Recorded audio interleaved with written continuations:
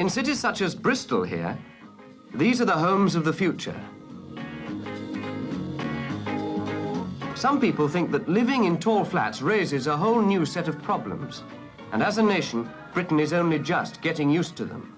A man who's made a special study of the health aspects of modern planning is the Deputy Medical Officer of Health for Bristol, Dr. John Scone. High flat developments can be very successful, as illustrated by projects in Bristol, if centrally situated with easy access to lifts, shops, open spaces and places of entertainment. Families with young children especially appreciate laundry facilities, play areas, nursery schools, and roomy balconies, preferably with sunny, pleasant aspects. In Bristol, where they've built nearly 50 multi-storey towers in the last 12 years, the housing and medical authorities are experts on organising high life. The lifts have to be built large enough to take pram, mother, and family. The windows have special safety catches, so a toddler is absolutely safe. And of course, the tall blocks have central heating. Payment is by meter. The more you build upwards, the more space you need for cars. Bristol's policy is at least one parking space or one garage for every flat in the block. In Bristol, council housing is self-supporting and doesn't cost the ratepayers a penny. The tenants pay 10 shillings a week for their garage, which may be in a multi-storey block. The caretaker has quite a lot to look after. Among other things, he makes up the rota for the laundry, so the housewives know exactly when it's their turn, and they get a complete family wash for about 1 and 6. The communal laundry in the basement is also a place to meet the neighbours. But you don't have to talk unless you want to.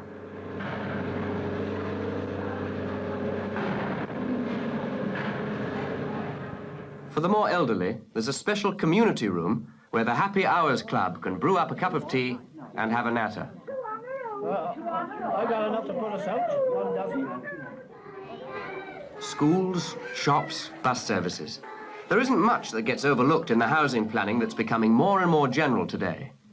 Some estates even have their own surgery for the use of the visiting doctor and to save the tenants a long journey.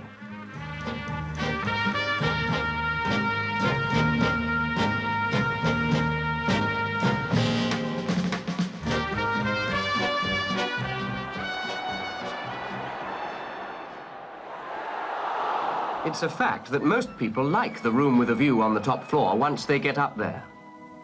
Clive Baker does, but his wife has some reservations. I've got no complaints about living in this block of flats. In fact, I think it's very nice indeed. The only drawback I do find is waiting for the lifts, 5 or 6 minutes sometimes. Well, my main worry is that when Richard gets a little bit older, where's he going to play? We can't send a 3-year-old down 13 flights of stairs. They're just not trustworthy enough, are they? So I think we'll have to think about moving when he's about 2 or 3. It's cleaner high up, and the air's fresher. And there's less dusting to do. But one problem of the tall flats is loneliness. You don't meet people. So in Bristol, the authorities make it a policy to put the not-so-young as near the ground as possible, where they can watch the world go by and have a chat with a passing neighbour.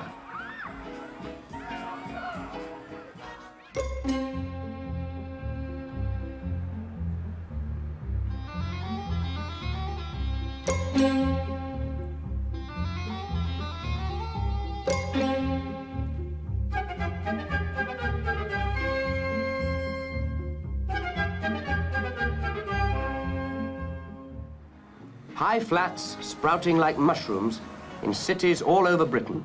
The latest and tallest in London is Balfron Tower in Poplar, with nearly 150 flats. It was designed by Erno Goldfinger, who went and lived on the 26th floor to experience for himself the problems involved in high living. He's an architect who firmly believes that the tall building is inevitably the home of the future. The flats are built in Tower Hamlets for the Greater London Council, overlooking the river, the docks, and Greenwich. Try to solve, beside the normal problems of architecture and building, problems of economics, population density, the problems of children, teenagers, and old people. and the problem of cars, the segregation of pedestrians from traffic.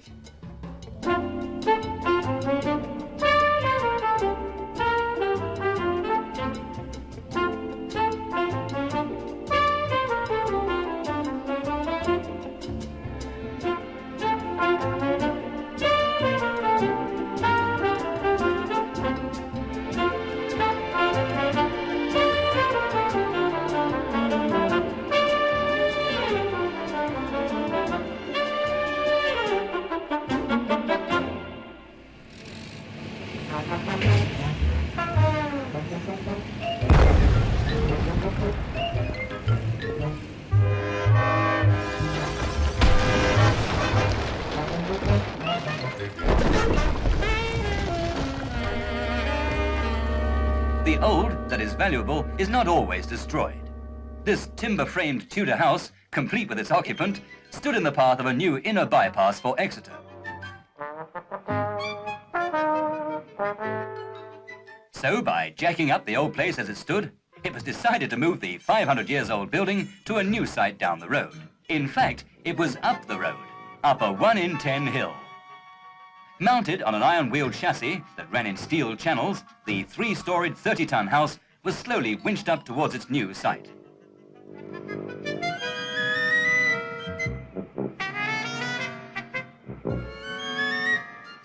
Still intact, the house arrived. And then the London removal engineers had to slowly jack it down onto its new foundations and get the chassis out from under it.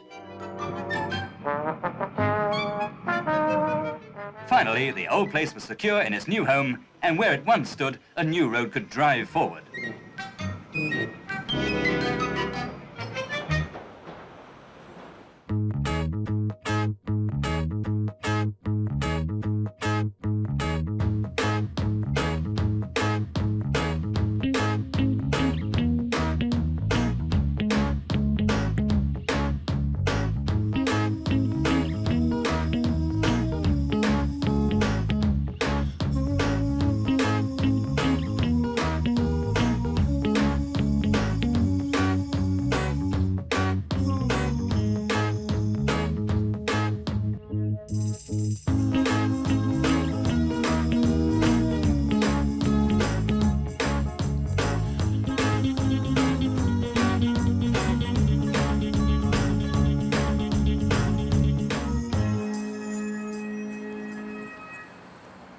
The Ravenscroft estate in Newham, and it's doubtful whether you could find anything better in the whole of Britain. When you look at life inside these homes, the old image of the council house gets a death blow. Years of research into the needs of the modern family went into these homes.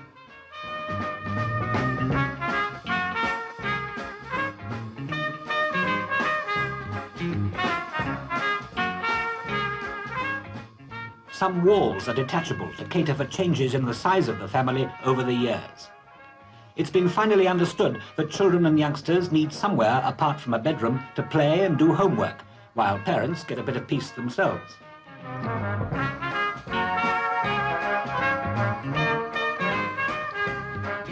The kitchen no longer cuts Mum off from activities in the rest of the house while she's working in it. A great leap forward, but it was designed to go even further. The planners, so often criticised for isolating people in compartments, designed Ravenscroft as a community with its own completely private grounds and play areas for the tenants to run themselves.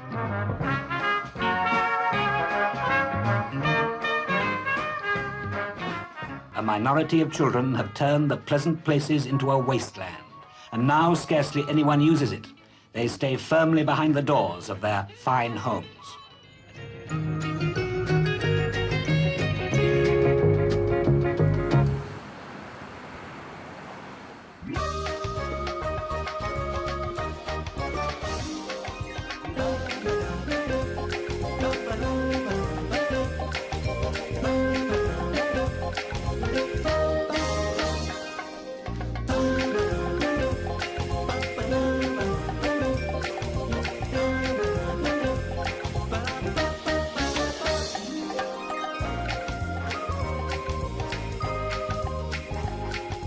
Let's go zooming into the future.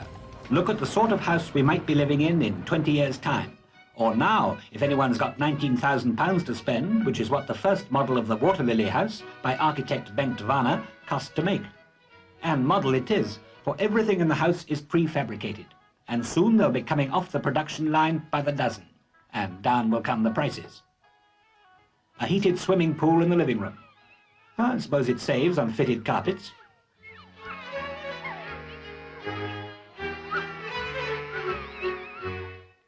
In summer, the whole glass roof opens and the living room becomes a patio open to the sky.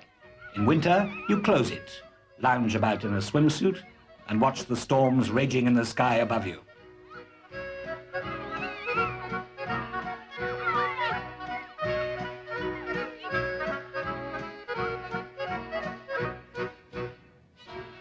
The way Bengt Varner has used space in the kitchen is little short of miraculous.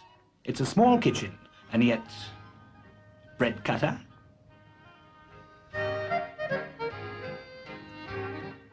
sink rubbish disposal, a built-in mixer board,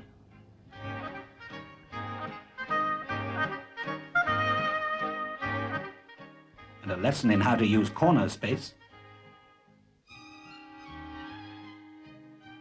dishwasher.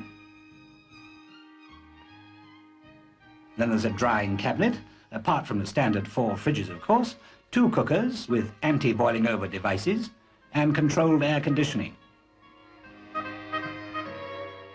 Night. And what a pad to throw a party in.